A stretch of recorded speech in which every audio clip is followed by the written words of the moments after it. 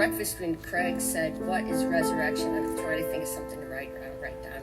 But instead, what really just stuck in my head was a piece of art that I had made.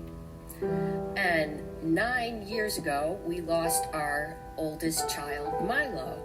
And I started writing and I started making things and just trying to process what was going on. And so this was one of the things I made. And we had a ceremony up near Boone with a bunch of Nick's friends, our son's friends, and Milo's friends. And we called it the No Children on the Mountain ceremony. And on the way back, I found all of these tubes of bark that were empty. And it's just what I felt like. It's like, I had a good foundation, but I was just empty, and I was rebuilding. And just thinking of that in terms of resurrection, I thought resurrection, maybe sometimes it isn't an event, it's a process. And so that's what this represents. It's just building this new scaffolding and finding new strength along the way. And I just wanted to share that. Thank you. Throughout Milo's life, they had a lot of different struggles that we as a family worked together to help them overcome and to help them succeed and become independent. And the hand in the piece is my hand, and it was molded at a small gallery in downtown Winston-Salem. We went downtown for music after Milo had passed away. One of the first times we really were down there, and they were doing a little workshop that I very thankfully was able to participate in. And I made the mold of my hand. I knew immediately what it was going to look like.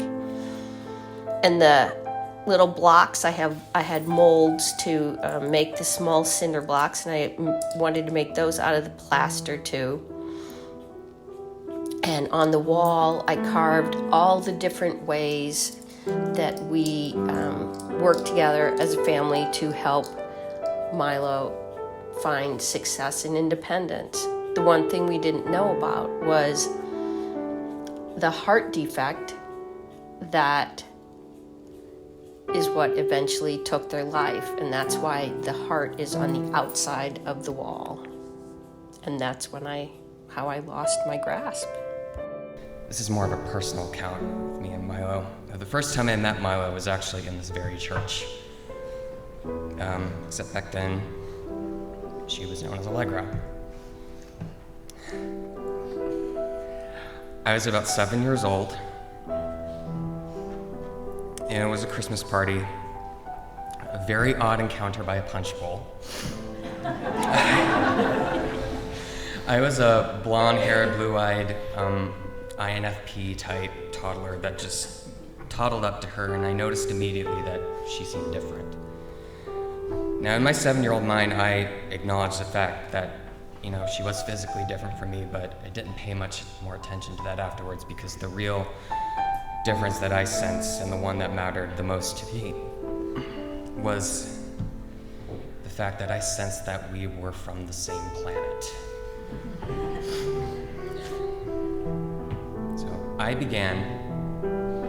So I walked up to her. I began complaining about the quality of the punch in a language which to adults sounded like a mix of Thai, German, and English Cockney slang. But to Milo, it made perfect sense. To my astonishment, she apologized on behalf of the punch bowl in the same language. And I also seem to recall the other kids slowly backing away from us and starting to but meanwhile, our moms were over in the corner side-eyeing us, eyeing our very unique encounter, and a play date was arranged for us the very next week.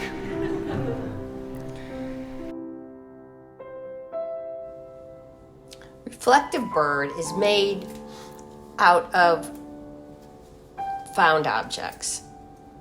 The base of the bird is a shoe that I found when we moved into our house, one of our houses, and it was the only thing that had been left behind in the house, and I always knew that one day it was going to be a bird. The dimes and feathers I frequently found after Milo passed away, and usually at very opportune times. Just little greetings. As I constructed Reflective Bird, I realized that it was a self-portrait. And that's when I decided to put the words in the water of different things that I reflected on.